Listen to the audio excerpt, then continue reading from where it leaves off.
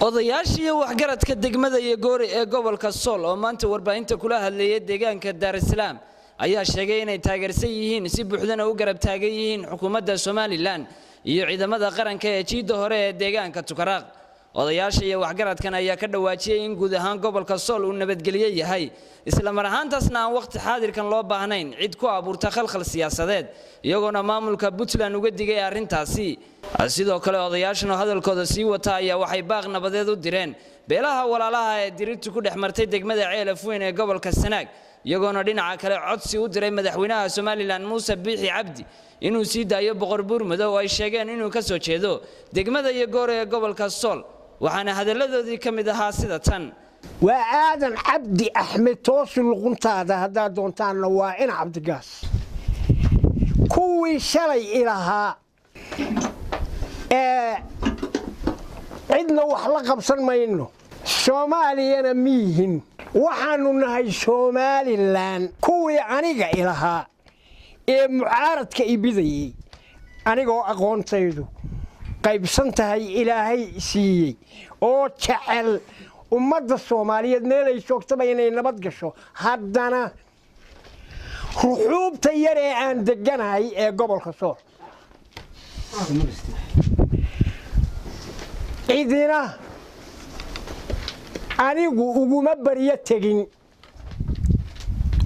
hadday shalay socolaadi jirtayna xoog iyo sanfarood baan ku difaacay maanta oo ay tahay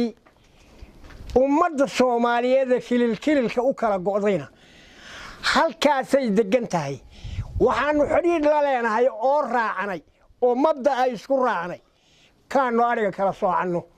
annaga shalay adaro Ismaaciil ay nidhi durugta ceebtii annaga nidhi waataad geed deeb law yaacayseen ee ku sii socoteen ciidanka iyagu mid loo sacabtumo maaha mid afar nin meel u fadhiisata maaha wuu guuleysanayaa sida odayaashii hore bay u sheegeen dhammaan shacab iyo mid ciidana iyo mid ganacsada kulli hadafka waa ka midaysanahay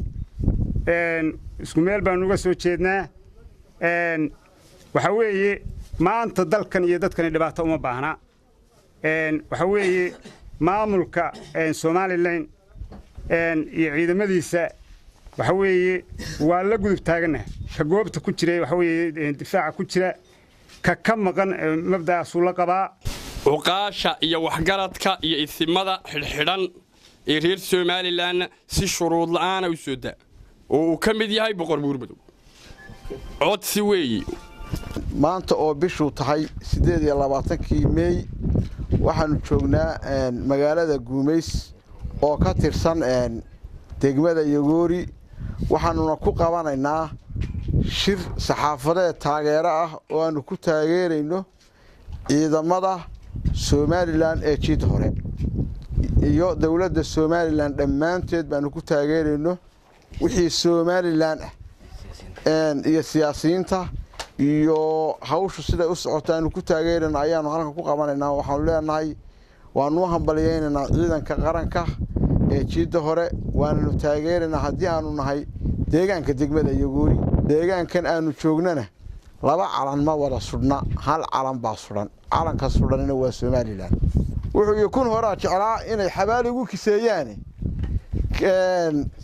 kaskaabkii naaguhu way kari lahayn markii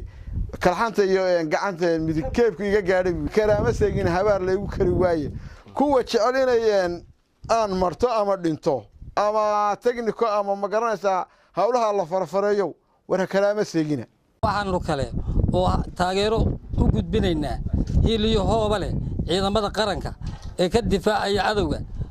hadiya habeen u diyaarsan Samiir Saciid Bilaji TN TV Laascaanood